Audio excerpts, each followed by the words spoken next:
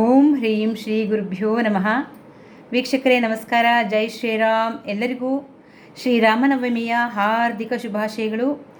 ಈ ಒಂದು ದೇಶಾದ್ಯಂತ ಆಚರಿಸಲ್ಪಡ್ತಕ್ಕಂಥ ಈ ಒಂದು ಶ್ರೀರಾಮನವಮಿ ಎಲ್ಲರ ಮನೆಗಳಲ್ಲಿ ಶಾಂತಿ, ಸಾಮರಸ್ಯ, ಸೌಹಾರ್ದತೆಯನ್ನು ತರಲಿ ಅಂತ ನಾನು ಹಾರೈಸ್ತಾ ಸಣ್ಣದಾಗಿ ನಾವು ರಾಮನವಮಿಯ ಒಂದು ಮಹತ್ವದ ಬಗ್ಗೆ ಮಾತನಾಡಿಬಿಡೋಣ. ಇವತ್ತು ರಾಮನವಮಿ ಎಂದಾಗ ರಾಮನ ಹೆಸರು ಕೇಳಿದಾಗಲೇ ನಮಗೆ ಮೈಯಲ್ಲಿ ಒಂದು ಪುಳಕ, ರೋಮಾಂಚನವಾಗುತ್ತೆ ಅಲ್ವಾ. ದಾಸರು ಎಲ್ಲ ಹಾಡ್ತಾರೆ, ರಾಯೆಂದ ಮಾತ್ರದಳು ರಕ್ತ ಮಾಂಸದೊಳಿದ್ದ ಆ ಅಸ್ಥಿಗತವಾದ ಅತಿ ಪಾಪವೆಲ್ಲವೂ ಕೂಡ ಒಂದು ಏನು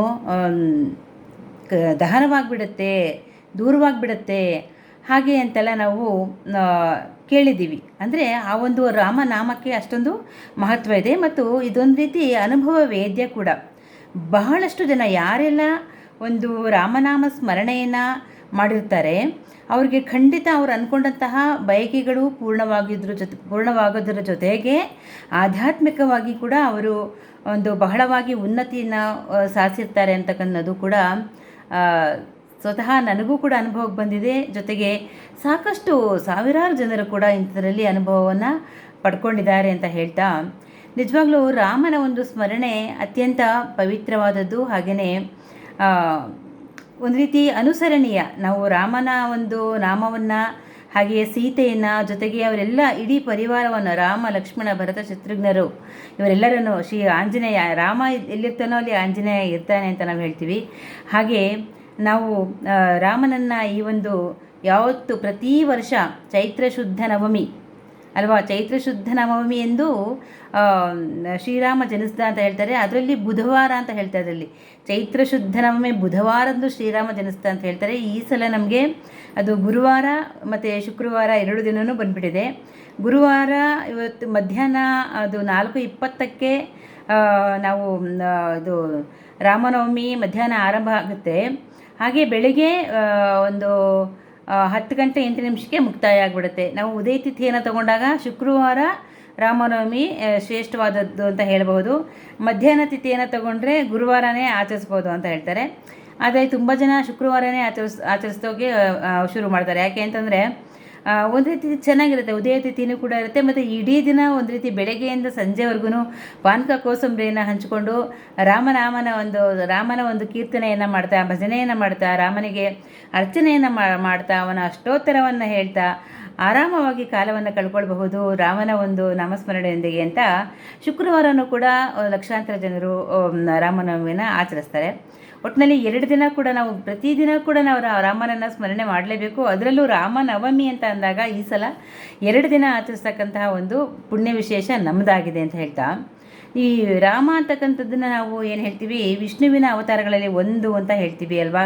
ಖಂಡಿತ ದಶಾವತಾರಗಳಲ್ಲಿ ಮತ್ಸ್ಯಾವತಾರ, ಕೂರ್ಮಾವತಾರ, ವರಾಹ ಅವತಾರ, ನರಸಿಂಹ ಅವತಾರ, ವಾಮನ ಅವತಾರ ಮತ್ತು ಪರಶುರಾಮನ ಅವತಾರ, ನಂತರ ಬರ್ತಕ್ಕಂಥದ್ದು ರಾಮಾವತಾರ, ಆಮೇಲೆ ಬರ್ತಕ್ಕಂಥದ್ದು ಕೃಷ್ಣ, ಬುದ್ಧ, ಮತ್ತು 10ನೇ ಅವತಾರ ಕಲ್ಕಿ ಅಂತೆಲ್ಲ ಹೇಳಲಾಗತ್ತೆ ಅಲ್ವಾ.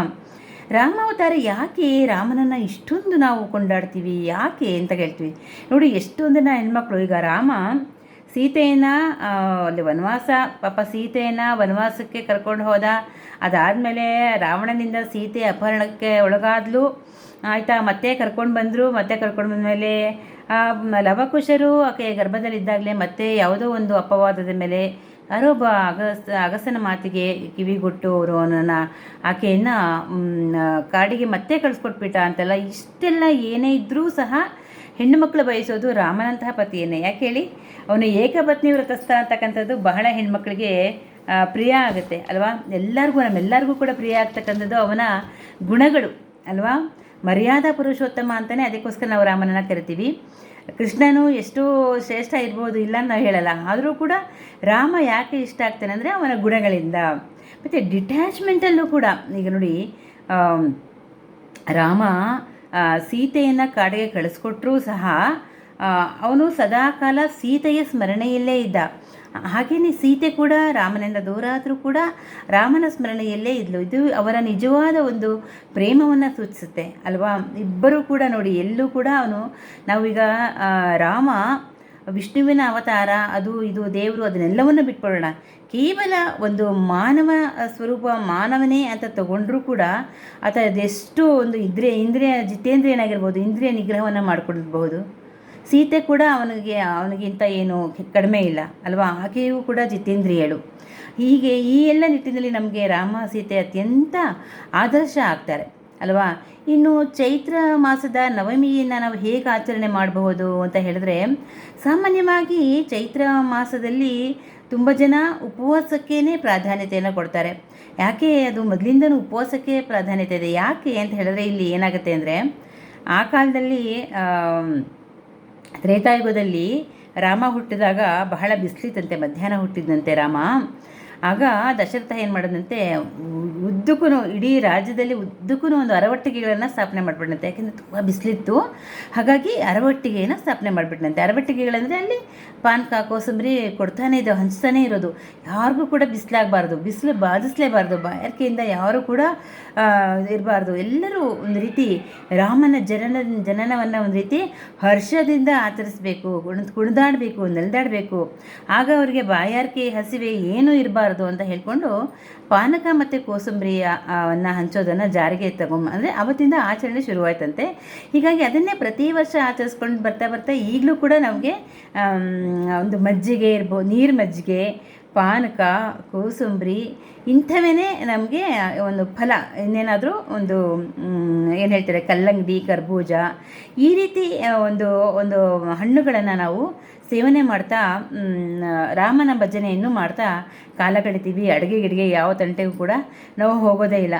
ಇನ್ನೂ ಕೆಲವರು ಅನ್ನದಾನವನ್ನು ಕೂಡ ಮಾಡ್ತಾರೆ, ಎಷ್ಟೋ ಜನ ಅನ್ನದಾನವನ್ನು ಕೂಡ ಮಾಡ್ತಾರೆ. ಅದರಲ್ಲಿ ಅನ್ನದಾನ ಅನ್ನೋಕ್ಕಿಂತನೂ ಅವಲಕ್ಕಿಗೂ ಕೂಡ ಹೆಚ್ಚು ಮಹತ್ವ ಕೊಡ್ತಾರೆ. ಯಾಕೆಂದರೆ ಈ ಕೆಲವರು ಅನ್ನ ಮುಸ್ರೆ ಹಾಗೆ ಅಂತ ಹೇಳ್ಕೊಂಡು ಅವಲಕ್ಕಿ, ಮೊಸರು ಅವಲಕ್ಕಿ ಮಾಡ್ತಕ್ಕಂಥದ್ದು, ಪುಳಿಯೋಗರೆ ಮಾಡ್ತಕ್ಕಂಥದ್ದು, ಕುಟ್ಟವಲಕ್ಕಿ ಮಾಡ್ತಕ್ಕಂಥದ್ದು, ಇದನ್ನು ಕೂಡ ಮಾಡ್ತಾರೆ. ಯಾಕೆಂದರೆ ಎಲ್ರಿಗೂ ಉಪವಾಸ ಮಾಡೋದಕ್ಕೆ ಆಗೋದಿಲ್ಲ. ಆವಾಗ ಏನು ಮಾಡಬೇಕು, ಈ ಥರ ಅವಲಕ್ಕಿಯಲ್ಲಿ ಅನೇಕ ಪದಾರ್ಥಗಳನ್ನು ಮಾಡಿಕೊಂಡು ಸೇವನೆ ಮಾಡ್ತಕ್ಕಂಥದ್ದು ಆಗತ್ತೆ ಅಲ್ವಾ. ಈ ಚೈತ್ರ ಮಾಸದ ಶುಕ್ಲ ಪಕ್ಷದ ನವಮಿಯನ್ನು ನಾವು ಈ ರೀತಿಯಲ್ಲಿ ಆಚರಿಸ್ತೀವಿ. ಪೂಜೆ, ಪ್ರಾರ್ಥನೆ, ನಾನು ಆಗಲೇ ಹೇಳಿದಾಗೆ ಸಂಗೀತ, ಅಷ್ಟೋತ್ತರ, ಭಜನೆ, ಕೀರ್ತನೆಗೆ ಹೆಚ್ಚು ಮಹತ್ವ ಇದನ್ನು ಇರುತ್ತೆ. ಮತ್ತು ಇನ್ನು ರಾಮರಾಜ್ಯ ಅಂತ ನಾವು ಹೇಳ್ತೀವಿ. ಹಾಗಾದರೆ ರಾಮರಾಜ್ಯ ಹೇಗಿತ್ತಪ್ಪ ಅನ್ನೋ ಒಂದು ಪ್ರಶ್ನೆ ಕೂಡ ನಮಗೆ ಬರುತ್ತೆ ಅಲ್ವಾ. ರಾಮರಾಜ್ಯ ಹೇಗಿತ್ತು ಅಂದರೆ, ಎಲ್ಲರಿಗೂ ಕೂಡ ಕೆಲಸ ಇತ್ತು, ಯಾರೂ ನಿರುದ್ಯೋಗಿಗಳಾಗಿರಲಿಲ್ಲ, ಎಲ್ಲರಿಗೂ ಕೂಡ ಕೆಲಸ ಇತ್ತಂತೆ ಅವಾಗ. ಮತ್ತು ಎಲ್ಲರೂ ಸಂತೃಪ್ತಿಯಿಂದ ಇದ್ರಂತೆ ಒಬ್ರಿಗೊಬ್ಬರು. ಅವಾಗೆಲ್ಲ ನಮಗೆ ಗೊತ್ತಿರಬಹುದು, ಏನು ಕೃಷಿಗೆ ಹೆಚ್ಚು ಆದ್ಯತೆ, ಹಾಗೆಯೇ ಅವರವರ ಒಂದು ಕೆಲಸಗಳನ್ನು ಅವರವರು ಧರ್ಮಯುಕ್ತವಾಗಿ ಧರ್ಮ ಕರ್ಮ ಅನ್ನೋವನ್ನು ಒಳಗೊಂಡು ಕೆಲಸಗಳನ್ನು ಮಾಡ್ತಕ್ಕಂಥದ್ದು, ಈ ರೀತಿಯೆಲ್ಲ ಇತ್ತು ರಾಮರಾಜ್ಯದಲ್ಲಿ. ಹಾಗೆಯೇ ಆತ ಜನಸಾಮಾನ್ಯರ ಒಂದು ಕೂಗಿಗೆ, ಧ್ವನಿಗೆ ಕಿವಿ ಕೊಡ್ತಾ ಇದ್ದ ರಾಮ ಅಂತ ಹೇಳಲಾಗತ್ತೆ. ನೋಡಿ, ಆತ ಚಕ್ರವರ್ತಿಯಾಗಿ ರಾಮರಾಜ್ಯವನ್ನು ಸ್ಥಾಪನೆ ಮಾಡೋಕ್ಕೂ ಮುಂಚೆ, ಆ ಹೆಸರನ್ನು ತಗೊಳ್ಳೋಕ್ಕೂ ಮುಂಚೆ ಅವನು ಹೇಗಿದ್ದ ಅನ್ನೋದನ್ನು ಒಂದು ಸಲ ಕಲ್ಪನೆ ಮಾಡ್ಕೊಳ್ಳಿ. ಹೇಗಿದ್ದ ನೋಡಿ, ಅವನ ಬಾಲ್ಯದಲ್ಲೇ ಅವನಿಗೆ ಕಾಡಿನ ಪರಿಚಯ ಆಗಿತ್ತು ಅಲ್ವಾ. ವಿಶ್ವಾಮಿತ್ರರು ಅವನನ್ನು ಕಾಡಿಗೆ ಕರ್ಕೊಂಡೋದ್ರು. ತಾಟಕಿಯನ್ನು ಆತ ಮೊದಲು ಸಂಹರಿಸಿದ ಅಲ್ವಾ. ತಾಟಕಾಸುರ ಮರ್ದನ ಅಂತ ಬರುತ್ತೆ ಅಲ್ವಾ. ತಾಟಕಾಸುರ ಸಂಹಾರ ಮಾಡ್ತಾನೆ. ಅದಾದ ಮೇಲೆ ಏನಾಗುತ್ತೆ, ಸೀತೆಯನ್ನು ವಿವಾಹ ಮಾಡ್ಕೊಳ್ತಾನೆ. ಅದಾದ ನಂತರ ಕೂಡ ಇನ್ನೇನು ನಾಳೆ ಅವನಿಗೆ ಪಟ್ಟಾಭಿಷೇಕ ಇದೇನು, ಇವಾಗ ಏನಾಗುತ್ತೆ ನೋಡಿ, ಮಲತಾಯಿ ಅಥವಾ ಚಿಕ್ಕಮ್ಮನಿಂದ ಚಿಕ್ಕಮ್ಮನ ಒಂದು ಆಸೆಯಿಂದಾಗಿ ಈತ ವನವಾಸಕ್ಕೆ ಹೋಗ್ಬೇಕಾಗಿ ಬರುತ್ತೆ. ಆಗಲೂ ಕೂಡ ಆತ ತನ್ನ ಸಂಯಮವನ್ನು ಕಳ್ಕೊಳ್ಳೋದಿಲ್ಲ. ಅದನ್ನು ಅವನು ಒಂದು ರೀತಿ, ಈಗ ನೆಗೆಟಿವ್ನ ನಾವು ಪಾಸಿಟಿವ್ ಆಗಿ ಪರಿವರ್ತನೆ ಮಾಡ್ಕೊಳ್ಬೇಕು ಅಂತ ಹೇಳ್ತೀವಲ್ಲ, ಅದನ್ನೇ ಶ್ರೀರಾಮ ಮಾಡ್ಕೊಂಡಿದ್ದು ಆವಾಗಲೂ ಕೂಡ. ನನಗೆ ಅದು ಬೇಕಾಗಿತ್ತು. ನೋಡಿ, ನಾವು ಹೇಳ್ತೀವಿ, ಯಾಕೆ ಅವ್ರಿಗೇನು ವಸಿಷ್ಠರು ಮುಹೂರ್ತವನ್ನು ಇಟ್ಕೊಟ್ಟಿದ್ರು ರಾಮನ ಪಟ್ಟಾಭಿಷೇಕಕ್ಕೆ. ಹಾಗಾದರೆ ಅವ್ರು ಇಟ್ಕೊಟ್ಟಂಥ ಮುಹೂರ್ತ ಕೆಟ್ಟದಾಗಿತ್ತಾ? ಯಾಕೆ ಆ ಮುಹೂರ್ತದಲ್ಲಿ ಅವನಿಗೆ ಪಟ್ಟಾಭಿಷೇಕ ಆಗಲಿಲ್ಲ ಅಲ್ವಾ? ಇದನ್ನು ಕೂಡ ನಾವು ಯೋಚನೆ ಮಾಡಬೇಕಾಗತ್ತೆ. ಗೊತ್ತಿತ್ತು ವಸಿಷ್ಠರಿಗೆ ಇದು ಆಗೋದಿಲ್ಲ ಅಂತೆಲ್ಲ, ರಾಮನಿಗೂ ಅದು ಬೇಕಾಗಿತ್ತು. ಯಾಕೆಂದರೆ ರಾಮ ಕೇವಲ ಪಟ್ಟಕ್ಕೆ ಏರುವುದು ಅಷ್ಟೇ ಒಂದು ಕಾತರ ಅವನಿಗಿರಲಿಲ್ಲ. ಮೊದಲಿಗೆ ಪೂರ್ತಿ ಅವನು ಇಡೀ ದೇಶವನ್ನು, ಇಡೀ ದೇಶದನ್ನೇ ಎಲ್ಲ ಜನಸಾಮಾನ್ಯರು ಹೇಗಿದ್ದಾರೆ, ಅವರ ಸಂಕಷ್ಟಗಳು ಏನು ಅಂತ ಅಧ್ಯಯನವನ್ನು ಮಾಡಲಿಕ್ಕೆ ಅವನಿಗೆ ಅದೊಂದು ಅವಕಾಶ ಬೇಕಾಗಿತ್ತು. ಹಾಗಾಗಿ ಅವರು ಆ ಮುಹೂರ್ತವನ್ನು ಇಟ್ಕೊಟ್ರು ಅಂತ ಕೂಡ ನಾವು ತಿಳ್ಕೊಳ್ಬೇಕಾಗತ್ತೆ. ನೋಡಿ, ಅಲ್ಲಿ ಕೂಡ ಅವನು ಇದ್ದಿದ್ದೆಲ್ಲ ಯಾರ ಜೊತೆ ವನವಾಸಕ್ಕೆ ಹೋದಾಗ ವಾನರರ ಜೊತೆ ಇದ್ದರು, ಮತ್ತು ಜನಸಾಮಾನ್ಯರ ಜೊತೆ ಇದ್ದರು ಅಲ್ವಾ, ಕಾಡಿನಲ್ಲಿ ಆದಿವಾಸಿಗಳ ಜೊತೆ ಇದ್ದರು. ಈಗಲೂ ಕೂಡ ಅನೇಕ ಕಡೆ ಆದಿವಾಸಿಗಳಲ್ಲಿ ರಾಮನಿಗೆ ಸಂಬಂಧಪಟ್ಟಂತಹ ಹೆಸರುಗಳನ್ನೇ ಇಟ್ಕೊಳ್ತಾರಂತೆ ಅಲ್ಲಿ ಜನಗಳು. ಹಾಗಾದರೆ ಅದೆಷ್ಟು ಅವನು ರಾಮ ಅವರ ಜೊತೆ ಬೆರ್ತಿರ್ಬೋದು ಹೇಳಿ ಅಲ್ವಾ. ಮತ್ತು ನೋಡಿ, ಸೀತೆ ಕೂಡ ಅಲ್ಲಿನ ಹೆಣ್ಣು ಮಕ್ಕಳಿಗೆ ಯಾವ ರೀತಿಯಲ್ಲಿ ಇರಬಹುದು ಅಂತ, ಹೆಣ್ಣು ಮಕ್ಕಳು ಯಾವ ರೀತಿ ಇರಬೇಕು ಅಂತ ಅವರಿಗೆ ಒಂದು ಒಳ್ಳೊಳ್ಳೆಯ ವಿದ್ಯೆಗಳನ್ನು ಕಲಿಸ್ಕೊಟ್ಲಂತೆ. ಹಾಗೆ ಅವರಿಂದ ಕೂಡ ಈ ಸಣ್ಣ ಪುಟ್ಟ ಏನು ಹೇಳ್ತೀವಿ ನಾವು, ಈ ಮನೆಮದ್ದುಗಳು, ಸಸ್ಯಗಳನ್ನು ಗುರುತಿಸಿ ಅದರಿಂದ ಔಷಧಿಯನ್ನು ಮಾಡೋದು ಹೇಗೆ, ಇದೆಲ್ಲವನ್ನು ಕೂಡ ಸೀತೆ ಕಲ್ತ್ಕೊಳ್ಳಂತೆ. ನೋಡಿ ಎಷ್ಟು ಚೆನ್ನಾಗಿದೆ ಅಲ್ವಾ. ಅವರಿಬ್ಬರು ಅದೆಷ್ಟು ಚೆನ್ನಾಗಿ ಆ ಒಂದು ಕಾಡಿನ ಜನರ ಜೊತೆ ಬೆರೆತು ಅವರ ಸಂಕಷ್ಟಗಳನ್ನು ಅರ್ಥಕೊಳ್ತಾ, ಹಾಗೆಯೇ ಈ ಜನರಿಗೆ ಮತ್ತು ಋಷಿಮುನಿಗಳಿಗೆ ಉಪಟಳವನ್ನು ಕೊಡ್ತಿದ್ದಂತಹ ರಾಕ್ಷಸರನ್ನು ಸಂಹಾರ ಮಾಡ್ತಾನೆ ಅಲ್ವಾ. ನೋಡಿ, ಈ ರಾಮ ಏನಿಲ್ಲ ಅಂದರೂ ಕನಿಷ್ಠ ಪಕ್ಷ 14,000 ರಕ್ಕಸರನ್ನು ಕೊಂದರು ಅಂತ ಹೇಳಲಾಗುತ್ತೆ. ಅಂದರೆ ಪ್ರಮುಖವಾಗಿ ನಾವು ತಗೊಳ್ಳೋದಾದರೆ ಅವ್ರ ಹೆಸರುಗಳೆಲ್ಲ ಹೇಳೋಕ್ಕಾಗಲ್ಲ. ಪ್ರಮುಖವಾಗಿ ತಗೊಳ್ಳೋದಾದರೆ ಖರದೂಷಣರು, ತಾಟಕಿ ಮತ್ತು ಸುಬಾಹು, ಕಬಂಧ, ಮಾರೀಚ, ಆಮೇಲೆ ನಿಮಗೆ ಗೊತ್ತೇ ಇದೆ ಕುಂಭಕರ್ಣ, ರಾವಣನ ಸಂಹಾರ ಅಂತ ಅಲ್ವಾ. ಹಾಗೆ ನೋಡಿ, ಇಲ್ಲಿ ಭೂಮಿಗೆ ಯಾರ್ಯಾರು ಭಾರವಾಗಿದ್ದರೋ ಅವರೆಲ್ಲರನ್ನೂ ಮರ್ಯಾದೆ ಕಳಿಸ್ಕೊಡ್ಬೇಕು ಅಂತಲೇ ಅವನ ಜನ್ಮ ಆಗಿದ್ದು ಅಂತ ನಾವಿಲ್ಲಿ ತಿಳ್ಕೊಳ್ಬಹುದಾಗುತ್ತೆ ಅಲ್ವಾ. ಈ ರೀತಿಯಲ್ಲಿ ರಾಮ ಅವನ ಅವತಾರ, ಅವನ ಹುಟ್ಟನ್ನು ಒಂದು ಸಾರ್ಥಕಗೊಳಿಸಿಕೊಂಡ. ಅವನು ದೇವರು ಅನ್ನೋದನ್ನೆಲ್ಲ ಬಿಡೋಣ, ಫಸ್ಟು ದೇವರು ಅನ್ನೋದನ್ನು ನಾವು ಆಮೇಲೆ ನೋಡೋದಾದರೆ, ಬರೀ ಮನುಷ್ಯನನ್ನಾಗಿ ಅವನನ್ನು ನೋಡಿದ್ರೆ ಮಾನವೀಯತೆಗೆ ಆತ ಬಹಳ ಪ್ರಾಮುಖ್ಯತೆಯನ್ನು ಕೊಟ್ಟ. ಆಮೇಲೆ ಪಶು ಪಕ್ಷಿಗಳಿಗೆ ಕೂಡ ಅವನು ಬಹಳನೇ ಒಂದು ಏನು ಸಮನಾಗಿ ಕಂಡ. ಎಲ್ಲರನ್ನು ನಾಡಿನ ಜನರು, ಕಾಡಿನ ಜನರು ಅಂತ ಹೇಳಿ ಭೇದ ಭಾವ ತೋರಲೇ ಇಲ್ಲ ಅಲ್ವಾ. ಆ ಕಾಡಿನ ಜನರೊಡನೆ ಚೆನ್ನಾಗಿ ಬೆರ್ತಾ, ಅಷ್ಟೇ ಅಲ್ಲದೆ ಧಾರ್ಮಿಕತೆಗೆ ಮತ್ತು ಧರ್ಮವನ್ನು ಎತ್ತಿ ಹಿಡೀಲಿಕ್ಕೆ ಹೆಚ್ಚು ಪ್ರಾಮುಖ್ಯತೆಯನ್ನು ಶ್ರೀರಾಮ ಕೊಡ್ತಾನೆ. ಅದಕ್ಕಾಗಿಯೇ ನೋಡಿ, ಋಷಿಮುನಿಗಳಿಗೆ ಕಂಟಕವಾಗಿದ್ದಂತಹ ರಾಕ್ಷಸರುಗಳನ್ನೆಲ್ಲ ಅವನು ಕೊಂದು ಹಾಕ್ತಾನೆ ಅಲ್ವಾ. ನೋಡಿ, ಇಲ್ಲಿ ರಾಮ ಅದೆಷ್ಟು ಸಂಯಮಿ, ಅದೆಷ್ಟು ಮಮತಾಮಯಿ, ಅದೆಷ್ಟು ಕರುಣಾಮಯಿಯೋ ಅಷ್ಟೇ ಶತ್ರು ನಿಗ್ರಹ ಅಲ್ವಾ. ಶತ್ರು ನಿಗ್ರಹವನ್ನು ಮಾಡಲಿಕ್ಕೆ ಅಷ್ಟೇ ಅವನು ಏನು, ಒಳ್ಳೆಯವರಿಗೆ ಒಳ್ಳೆಯವನು, ಕೆಟ್ಟವರಿಗೆ ಕೆಟ್ಟವನು, ಯಾರಿಗೆ ಯಾವ ರೀತಿಯಲ್ಲಿ ಬುದ್ಧಿಯನ್ನು ಕಲಿಸ್ಬೇಕೋ ಆ ರೀತಿಯಲ್ಲಿ ಬುದ್ಧಿಯನ್ನು ಕಲಿಸ್ತಕ್ಕಂಥದ್ದು ರಾಮನಲ್ಲಿ ಇತ್ತು. ಆ ಒಂದು ಗುಣ ಅವನಲ್ಲಿ ಇತ್ತು ಅಂತ ನಾವು ಹೇಳ್ಬೋದು. ಅಷ್ಟೇ ಅಲ್ಲ ನೋಡಿ, ರಾವಣನ ಒಂದು ಸಂಹಾರ ಆದಮೇಲೆ, ಅಂದರೆ ಕುಂಭಕರ್ಣ, ರಾವಣ ಇವ್ರದೆಲ್ಲ ಸಂಹಾರ ಆದಮೇಲೆ, ಸೀತೆದು ಒಂದು ಅಗ್ನಿ ಪರೀಕ್ಷೆನೂ ಎಲ್ಲ ಆದಮೇಲೆ ಬರಬೇಕಾದ್ರೆ ವಿಭೀಷಣನಿಗೆ ಪಟ್ಟವನ್ನು ಕಟ್ತಾನೆ. ಅಂದರೆ ಅಲ್ಲೂ ಕೂಡ ಯಾರು ಧರ್ಮವನ್ನು ಎತ್ತಿ ಹಿಡಿತಾರೆ, ಯಾರು ಒಂದು ಆಡಳಿತಾತ್ಮಕ ಒಂದು ವ್ಯವಸ್ಥೆಯಲ್ಲಿ, ಒಂದು ಒಳ್ಳೆಯ ಕುರ್ಚಿಯಲ್ಲಿ ಯಾರಿದ್ದರೆ ಧರ್ಮಕ್ಕೆ ಚ್ಯುತಿ ಬರೋದಿಲ್ಲ ಅನ್ನುವುದನ್ನು ಆಲೋಚನೆಯನ್ನು ಮಾಡಿ, ತಾನೇ ಬೇಕಾದ್ರೂ ಪಟ್ಟದಲ್ಲಿ ಕೂತ್ಕೋಬೋದಾಗಿತ್ತು, ತನಗೆ ಬೇಕಾದವರನ್ನು ಅಯೋಧ್ಯೆಯಿಂದ ಕರೆಸಿ ಕೂರಿಸ್ಬೋದಾಗಿತ್ತು. ಆದರೆ ಹಾಗೆ ಮಾಡಲಿಲ್ಲ.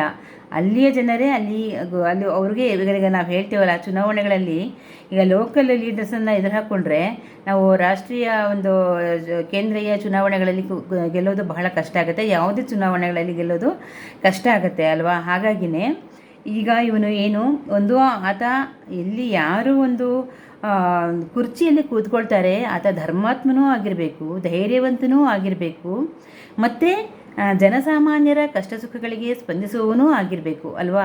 ಇಂತಹ ಗುಣಗಳು ಇರ್ತಕ್ಕಂಥ ವಿಭೀಷಣನನ್ನು ಅಲ್ಲಿ ಲಂಕೆಯಲ್ಲಿ ಪಟ್ಟವನ್ನು ಕಟ್ತಾನೆ ಶ್ರೀರಾಮ ಅಲ್ವಾ. ಅದರ ನಂತರ ಬಂದ ಮೇಲೆ ಸಾಕಷ್ಟು ವರ್ಷ ರಾಮ ಸೀತೆ ಜೊತೆಯಾಗಿ ಇರ್ತಾರೆ ಅಲ್ವಾ. ಸಾಕಷ್ಟು ವರ್ಷ ಜೊತೆಯಾಗಿದ್ದು ಆಮೇಲೆ ಆಕೆ ಲವಕುಶರು ಗರ್ಭದಲ್ಲಿದ್ದಾಗ ಆಕೆ ಕಾಡಿಗೆ ಹೋಗ್ತಕ್ಕಂಥದ್ದು, ಅದೆಲ್ಲ ಆಮೇಲಿಂದ ನಮಗೆ ಗೊತ್ತು. ಉತ್ತರ ರಾಮಾಯಣದಲ್ಲಿ ಅವೆಲ್ಲವನ್ನು ನಾವು ನೋಡಬಹುದು. ಆದರೆ ಇಂತಹ ಗುಣಗಳ ಗಣಿಯಾಗಿದ್ದರಿಂದಲೇ ನಾವೆಲ್ಲರೂ ಕೂಡ ರಾಮನನ್ನು ಈಗಲೂ ಕೂಡ ಆರಾಧನೆಯನ್ನು ಮಾಡ್ತೀವಿ. ಅಷ್ಟೇ ಅಲ್ಲ, ಆಮೇಲೆ ನಾವೀಗ ಏನು ಹೇಳ್ಬೋದು ಅಂತಂದರೆ, ರಾಮ ಹುಟ್ಟಿದ್ದು ಯಾವ ನಕ್ಷತ್ರದಲ್ಲಿ? ಪುನರ್ವಸು ನಕ್ಷತ್ರದಲ್ಲಿ ಹುಟ್ಟುತ್ತಾನೆ ರಾಮ.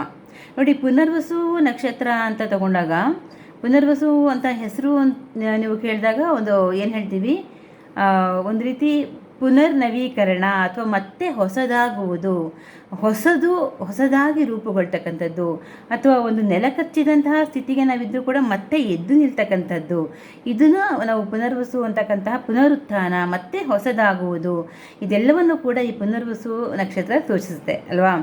ಹಾಗೆ ಯಾವಾಗ ಈ ಒಂದು ಅಧರ್ಮ ಅಂತಕ್ಕಂಥದ್ದು ತಾಂಡವ ಆಡ್ತಾ ಇತ್ತೋ ಅಂತಹ ಸಂದರ್ಭದಲ್ಲಿ ನಮ್ಮ ಶ್ರೀರಾಮ ಏನು ಮಾಡ್ತಾನೆ, ಧರ್ಮವನ್ನು ಎತ್ತಿ ಹಿಡಿತಾನೆ. ಅವನು ಹುಟ್ಟಿದ್ದು ಕೂಡ ಒಂದು ಪುನರ್ವಸು ನಕ್ಷತ್ರದಲ್ಲಿಯೇ. ಪುನರ್ವಸು ನಕ್ಷತ್ರ ನೋಡಿ ಹೇಗಿದೆ ಅಂದರೆ, ಪುನರ್ವಸು ನಕ್ಷತ್ರಕ್ಕೆ ಗುರುಗ್ರಹರು ಅಧಿಪತಿ. ಹಾಗೆ ದೇವತೆಯನ್ನು ತಗೊಂಡಾಗ ದೇವಮಾತೆ ಅದಿತಿಯಾಗಿರ್ತಾಳೆ.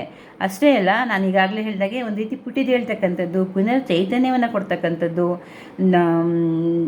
ಧಾರ್ಮಿಕರಾಗಿರ್ತಕ್ಕಂಥದ್ದು, ಇದೆಲ್ಲವೂ ಕೂಡ ಈ ಒಂದು ನಕ್ಷತ್ರದಲ್ಲಿ ಹುಟ್ಟಿದವರ ಲಕ್ಷಣ ಆಗಿರುತ್ತೆ. ಮತ್ತು ಅವರು ನೋಡಿ, ಈಗ ರಾಮನನ್ನೇ ನೋಡ್ತೀವಿ ನಾವು, ಅವನು ತಂದೆಯ ಮಾತಿಗೆ ಪಿತೃವಾಕ್ಯ ಪರಿಪಾಲಕ. ಹಾಗೆ ಪುನರ್ವಸು ನಕ್ಷತ್ರದಲ್ಲಿ ಹುಟ್ಟಿದವರು ಕೂಡ ಅವರ ಒಂದು ಪೋಷಕರ ಮಾತಿಗೆ ಅವರು ಜಾಸ್ತಿ ಎದುರಾಡೋದಿಲ್ಲ. ಮುಖ್ಯವಾದ ಒಂದು ನಿರ್ಧಾರಗಳಲ್ಲಿ ಅವರು ಪೋಷಕರ ಮಾತಿಗೆ ಬೆಲೆಯನ್ನು ಕೊಡ್ತಾರೆ ಅಂತ ಕೂಡ ನಾವು ಹೇಳಬಹುದು. ಅಷ್ಟೇ ಅಲ್ಲ, ಅವರು ಒಂದು ರೀತಿ ಸರಳತೆ ಅಂದರೆ ಸಣ್ಣ ಪುಟ್ಟ ಒಂದು ಖುಷಿ, ಸಣ್ಣ ಪುಟ್ಟ ವಿಚಾರಗಳಿಗೇನೆ ಅವರು ಖುಷಿಯನ್ನು ಕಾಣ್ಕೊಳ್ತಾರೆ. ಒಂದು ಸಣ್ಣ ಕೊಟ್ಟರು ಸಾಕು, ಗಂಡನ ಒಂದು ಹಿಡಿ ಪ್ರೀತಿ ಸಿಕ್ಕರೂ ಸಾಕು ಹೆಣ್ಣು ಮಕ್ಕಳಿಗೆ, ಅಂದರೆ ಪುನರ್ವಸು ನಕ್ಷತ್ರದಲ್ಲಿ ಜನಿಸಿರ್ತಕ್ಕಂಥ ಸ್ತ್ರೀಯರಿಗೆ ಅಂತ ಹೇಳ್ಬೋದು. ಹಾಗೆ ಗಂಡಸರಿಗೂ ಅಷ್ಟೇ, ಪುರುಷರಾದವರು ಅಷ್ಟೇ, ಅವ್ರಿಗೂ ಅಷ್ಟೇ ಒಂದು ಸಣ್ಣ ಪುಟ್ಟ ಒಂದು ಒಳ್ಳೆಯ ರುಚಿಕಟ್ಟಾದ ಅಡುಗೆ ತಿಂಡಿ ಹೆಂಡತಿ ಮಾಡಿಕೊಟ್ಬಿಟ್ರೆ ಸಾಕಪ್ಪ, ಅಷ್ಟೇ ಸಾಕು, ಆರಾಮಾಗಿರ್ತೀನಿ ಅಂತ ಹೇಳ್ತಾರೆ. ಈ ರೀತಿಯಲ್ಲಿ ಒಂದು ಸಣ್ಣ ವಿಚಾರಗಳಿಗೂ ಕೂಡ ಅವುಗಳಲ್ಲಿಯೂ ಕೂಡ ಅವರು ಖುಷಿಯನ್ನು ಕಾಣ್ತಕ್ಕಂತಹ ಸ್ವಭಾವವನ್ನು ಈ ಒಂದು ಪುನರ್ವಸು ನಕ್ಷತ್ರದಲ್ಲಿ ಜನಿಸಿರ್ತಕ್ಕಂಥವ್ರು ಹೊಂದಿರ್ತಾರೆ. ಆದರೆ ಸ್ವಲ್ಪ ನಾವು ಹೇಳೋದಾದರೆ ವೈವಾಹಿಕ ಜೀವನದಲ್ಲಿ ಸ್ವಲ್ಪ ಮಟ್ಟಿಗೆ ಅವರಿಗೆ ಅಷ್ಟೊಂದು ತೃಪ್ತಿಕರ ಆಗಿರೋದಿಲ್ಲ. ಎಲ್ಲರಿಗೂ ಹಾಗಿರುತ್ತೆ ಅಂತಿಲ್ಲ, ಆದರೆ ಆಲ್ಮೋಸ್ಟ್ ಒಂದು 60% ಜಾಸ್ತಿ ಜನಕ್ಕೆ ಸ್ವಲ್ಪ ಹಾಗೇ ಇರುತ್ತೆ. ಸ್ವಲ್ಪ ವೈವಾಹಿಕ ಜೀವನದಲ್ಲಿ ಸ್ವಲ್ಪ ಮಟ್ಟಿಗೆ ಕುಂದುಕೊರತೆಗಳು ಕಾಡ್ತಕ್ಕಂಥದ್ದು ಇರುತ್ತೆ ಅಂತ ಹೇಳ್ಬೋದು. ಬಟ್ ಈ ಗ್ರಹಗಳ ಪ್ಲೇಸ್ಮೆಂಟ್ ಕೂಡ ನಾವು ನೋಡಬೇಕಾಗುತ್ತೆ, ಕೇವಲ ನಕ್ಷತ್ರವೊಂದನ್ನೇ ನಾವು ನೋಡೋಕ್ಕಾಗೋದಿಲ್ಲ ಅಂತ ಹೇಳ್ಬೋದು. ಇನ್ನು ಈ ಒಂದು ಪುನರ್ವಸು ನಕ್ಷತ್ರದಲ್ಲಿ ಹುಟ್ಟಿರ್ತಕ್ಕಂಥವರು ಒಂದು ಕ್ರಿಯೇಟಿವಿಟಿ, ಸೃಜನಶೀಲತೆಗೆ ಹೆಚ್ಚು ಮಹತ್ವವನ್ನು ಕೊಡ್ತಾರೆ, ಆ ಒಂದು ಫೀಲ್ಡಲ್ಲಿ ಇರ್ತಾರೆ ಅಂತ ಹೇಳ್ಬೋದು. ಮತ್ತು ಶೈಕ್ಷಣಿಕ ಕ್ಷೇತ್ರದಲ್ಲಿ ಮತ್ತು ಬರವಣಿಗೆಯಲ್ಲಿ ಕೂಡ ಅವರು ನಿಪುಣರಾಗಿರ್ತಾರೆ. ಕಲಾವಿದರುಗಳನ್ನ ಕೂಡ ನಾವು ನೋಡಬಹುದು ಇಂತಹ ನಕ್ಷತ್ರದಲ್ಲಿ ಹುಟ್ಟಿದವರು. ಮತ್ತು ಮೀಡಿಯಾ ಪರ್ಸನ್ಸು, ಮತ್ತು ಕಮ್ಯುನಿಕೇಷನ್ಸು, ಟೆಲಿಕಮ್ಯುನಿಕೇಷನ್ಸು ಇಂತಹ ಕಡೆ ಕೆಲಸವನ್ನು ಮಾಡ್ತಕ್ಕಂಥವ್ರು. ಮತ್ತು ವೈದ್ಯಕೀಯ, ಹಾಗೆಯೇ ಪ್ರವಾಸೋದ್ಯಮ, ನಾನೀಗಾಗಲೇ ಹೇಳಿದೆ, ಮೀಡಿಯಾ ಅಂತ ಹೇಳಿದೆ, ಮತ್ತು ತುಂಬ ಜನ ಮಾರ್ಗದರ್ಶನ ಮಾಡ್ತಕ್ಕಂಥ ಫೀಲ್ಡಲ್ಲಿ ಕೂಡ ಇರ್ತಾರೆ ಅಂತ ನಾವು ಹೇಳ್ಬೋದು.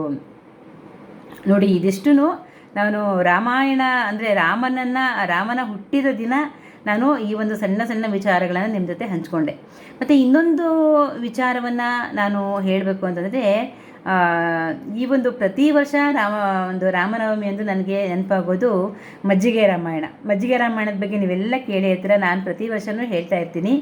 ಮಜ್ಜಿಗೆ ರಾಮಾಯಣ ಏನು ಅಂತಂದರೆ, ಒಂದು ಸಲ ಒಬ್ಬರು ದಾಸರು ಅಥವಾ ಪಂಡಿತರು ಏನಾದರೂ ಅಂತ ತಿಳ್ಕೊಳ್ಳಿ ನೀವು, ಅವರು ಹೀಗೆ ಎಲ್ಲೋ ಹೊರಟಿದ್ರಂತೆ, ತುಂಬ ಬಿಸಿಲಿತ್ತು. ಆವಾಗ ಒಂದು ಊರು ಸಿಗುತ್ತೆ, ಒಂದು ಗ್ರಾಮ ಸಿಗುತ್ತೆ. ಆ ಗ್ರಾಮದಲ್ಲಿ ಹೋಗ್ತಾ ಇರ್ಬೇಕಾದ್ರೆ ಯಾವುದೋ ಒಂದು ಮನೆ ತೆಗೆದಿರುತ್ತೆ, ಅಲ್ಲಿ ಒಬ್ಬ ಬಾಲಕಿ ನಿಂತಿರ್ತಾಳಂತೆ. ಇವಳ ಹತ್ರ ಒಂದು ಸ್ವಲ್ಪ ನೀರಾದರೂ ಇಸ್ಕೊಂಡು ನಾವು ಕುಡಿದು ಸ್ವಲ್ಪ ದಣಿವಾರಿಸ್ಕೊಳ್ಳೋಣಪ್ಪ ಅಂತ ಹೇಳ್ಕೊಂಡು ಪಂಡಿತರು ಆ ಮನೆ ಬಾಗಿಲಿಗೆ ಬಂದು ಆ ಹುಡುಗಿನ ಸ್ವಲ್ಪ ನೀರು ಕೊಡ್ತೀಯಾ ಅಮ್ಮ ಅಂತ ಕೇಳ್ತಾರಂತೆ. ಆವಾಗ ಆಕೆ, ನೀರೇನು, ಮಜ್ಜಿಗೆನೇ ಕೊಡ್ತೀನಿ, ಅದಕ್ಕೇನಂತೆ, ಆದರೆ ನೀವು ನನಗೆ ರಾಮಾಯಣವನ್ನು ಹೇಳಬೇಕು ಅಂತ ಹೇಳ್ತಾರಂತೆ. ಹೌದಾ, ಅದು ಎಷ್ಟೊತ್ತು ಒಂದು ಮಜ್ಜಿಗೆಯನ್ನು ಕುಡಿದು ಇಡುವಷ್ಟು ಒಂದು ಲೋಟ ಮಜ್ಜಿಗೆಯನ್ನು ನಾವು ಕೊಟ್ಟರೆ ಅದನ್ನು ಕುಡಿದ್ಬಿಟ್ಟು ಇಡುವಷ್ಟು ವೇಗದಲ್ಲೇ ನೀವು ಹೇಳಬೇಕು ಅಂತ ಹೇಳ್ತಾರಂತೆ. ಅದು ಆವಾಗ ಆಯ್ತಮ್ಮ ಹಾಗೆ ಹೇಳ್ತೀನಿ ಅಂತ ಹೇಳಿದಾಗ ಆಕೆ ಆ ಬಾಲಕಿ ಏನು ಮಾಡ್ತಾಳಂತೆ, ಇವರಿಗೆ ಬೇಕಾದಷ್ಟು ಇವರ ಒಂದು ತಣಿಯುವಷ್ಟು ಮಜ್ಜಿಗೆಯನ್ನು, ನೀರನ್ನು ಎಲ್ಲವನ್ನು ಕೊಡ್ತಾಳಂತೆ. ಆ ನಂತರ ಆ ಒಂದು ದಾಸರು ಅಥವಾ ಪಂಡಿತರು ಹೇಳ್ತಾರಂತೆ, ಈ ರಾಮಾಯಣದ ಕಥೆಯನ್ನು ಸಂಕ್ಷಿಪ್ತವಾಗಿ ಒಂದು ಶ್ಲೋಕಗಳು, ಏಕಶ್ಲೋಕಿ ರಾಮಾಯಣ ಅಂತ ಇದಕ್ಕೆ ಹೆಸರಿದೆ, ಅದರಲ್ಲೇ ಹೇಳಿ ಮುಗಿಸ್ಬಿಡ್ತಾರಂತೆ. ಅದೊಂದು ಹೀಗಿದೆ ನೋಡಿ. ಆದೌ ರಾಮ ತಪೋವನಾದಿಗಮನಂ ಹತ್ವಾ ಮೃಗಂ ಕಾಂಚನಂ ವೈದೇಹಿ ಹರಣಂ ಜಟಾಯುಮರಣಂ ಸುಗ್ರೀವ ಸಂಭಾಷಣಂ ವಾಲಿ ನಿರ್ದಲನಂ ಸಮುದ್ರತರಣಂ ಲಂಕಾಪುರಿ ದಾಹನಂ ಪಶ್ಚಾತ್ ರಾವಣ ಕುಂಭಕರ್ಣಹನನಂ ಏತದ್ದಿ ರಾಮಾಯಣಂ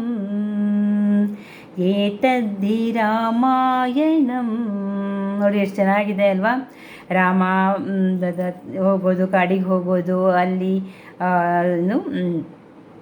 ಬಂಗಾರದ ಒಂದು ಜಿಂಕೆಯನ್ನು ಕೊಲ್ಲೋದು, ಮತ್ತು ವೈದೇಹಿಯ ಅಪಹರಣ, ಅಂದರೆ ರಾವಣ ವೈದೇಹಿ ಅಂದರೆ ಸೀತೆಯನ್ನು ಅಪಹರಣ ಮಾಡ್ತಾನೆ. ಆಮೇಲೆ ಅದನ್ನು ತಪ್ಪಿಸ್ಲಿಕ್ಕಾಗಿ ಜಟಾಯು ಹೋರಾಟ ಮಾಡ್ತಾನೆ, ಆತ ಮರಣವನ್ನು ಅಪ್ತಾನೆ. ಆಮೇಲೆ ಸರಿ ಗೊತ್ತಾಗುತ್ತೆ ಎಲ್ಲ ರಾವಣನೇ ಕದ್ಕೊಂಡು ಹೋಗಿದ್ದಾನೆ ಅಂತ. ಆವಾಗ ಸುಗ್ರೀವನ ಒಂದು ಭೇಟಿ ಆಗುತ್ತೆ, ಅವನ ಜೊತೆ ಮಾತನಾಡಿ ಎಲ್ಲ ಒಂದು ಒಪ್ಪಂದಕ್ಕೆ ಬರ್ತಾರೆ. ಒಂದು ಹೋಗೋಣ ನಾವೆಲ್ಲ ಲಂಕೆಗೆ ಹೋಗಿ ಸೀತೆಯನ್ನು ಕರ್ಕೊಂಡು ಬರೋದಕ್ಕೆ, ಯುದ್ಧ ಮಾಡಲಿಕ್ಕೆ ತಯಾರಾಗಬೇಕು, ಎಲ್ಲವನ್ನು ಸಂಭಾಷಣೆ ಮಾಡ್ತಾರೆ. ಅಷ್ಟೇ ಅಲ್ಲ, ಸುಗ್ರೀವನಿಗೆ ಅಡ್ಡಿಯಾಗಿದ್ದಂತಹ ವಾಲಿಯನ್ನು ಕೂಡ ಅವನು ನಿಗ್ರಹ ಮಾಡ್ತಾನೆ. ಜೊತೆಗೆ ಸಮುದ್ರವನ್ನು ದಾಟ್ತಾರೆ, ಅಲ್ಲಿ ಲಂಕಾಪುರಿ ದಹನವಾಗತ್ತೆ ಮತ್ತು ಹನುಮಂತನಿಂದ. ಜೊತೆಗೆ ಆಮೇಲೆ ಏನಾಯಿತು, ಕೊನೆಗೆ ರಾವಣ ಕುಂಭಕರ್ಣರನ್ನು ಅವರಿಗೆ ಒಂದು ಮೋಕ್ಷವನ್ನು ಕೊಟ್ಟು, ಅಂದರೆ ಅವರನ್ನು ಕೊಂದು ಏನಾಯಿತು, ಎಲ್ಲವೂ ಒಂದಾಯಿತು. ಆಮೇಲೆ ರಾಮ ಸೀತೆಯೊಡನೆ ಬರ್ತಾನೆ.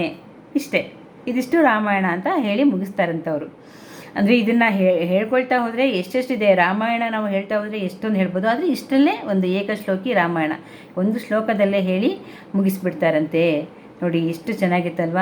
ರಾಮನ ಕಥೆಗಳನ್ನು ಕೇಳ್ತಾ ಹೋದರೆ ಸಾಕಷ್ಟು ಇದೆ. ಆದರೆ ನಾವು ಈಗ ಒಂದು ಸಂದರ್ಭದಲ್ಲಿ, ಈ ಒಂದು ಯುದ್ಧ ಭೀತಿ ಇರ್ತಕ್ಕಂಥ ಈ ಒಂದು ಸಂದರ್ಭದಲ್ಲಿ ನಮ್ಮ ಒಂದು ದೇಶದಲ್ಲಿ ಸಾಕಷ್ಟು ಒಂದು ರೀತಿ ರಕ್ಷಣೆ, ಸುರಕ್ಷತೆ ಇರಲಿ, ಈಗಲೂ ಇದೆ.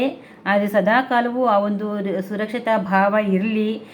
ಒಂದು ಯುದ್ಧ ಭೀತಿ ನಮ್ಮ ದೇಶಕ್ಕೆ ಯಾವುದೇ ರೀತಿಯಲ್ಲಿ ಒಂದು ಕೆಡುಕನ್ನು ಉಂಟು ಮಾಡದೇ ಇರಲಿ. ಹೀಗೆಲ್ಲ ನಾವು ಶ್ರೀರಾಮನನ್ನು ಪ್ರಾರ್ಥನೆ ಮಾಡ್ತಾ, ಎಲ್ಲರನ್ನೂ ಶ್ರೀರಾಮ, ಲಕ್ಷ್ಮಣ, ಭರತ, ಶತ್ರುಘ್ನ, ಹನುಮಂತ, ಸೀತಾಮಾತೆ ಎಲ್ಲರ ಚರಣಗಳಿಗೂ ನಮಿಸ್ತಾ ಈ ಒಂದು ವಿಶೇಷ ಒಂದು ಕಾರ್ಯಕ್ರಮವನ್ನು ಮುಗಿಸ್ತಾ ಇದ್ದೀನಿ. ಎಲ್ಲರಿಗೂ ಒಳ್ಳೆಯದಾಗಲಿ. ಮುಂದಿನ ವಿಡಿಯೋದಲ್ಲಿ ನಾವು ಈ ಒಂದು ರಾಮನ ಜನ್ಮದಿನವಾದಂತಹ ಈ ಶ್ರೀರಾಮನವಮಿ ಎಂದು 12 ರಾಶಿಗಳಿಗೂ ಹೇಗಿದೆ ಅಂತ ನೋಡೋಣ ಅಂತ ಹೇಳ್ತಾ, ಎಲ್ಲರಿಗೂ ಒಳ್ಳೆಯದಾಗಲಿ. ಜೈ ಶ್ರೀರಾಮ್.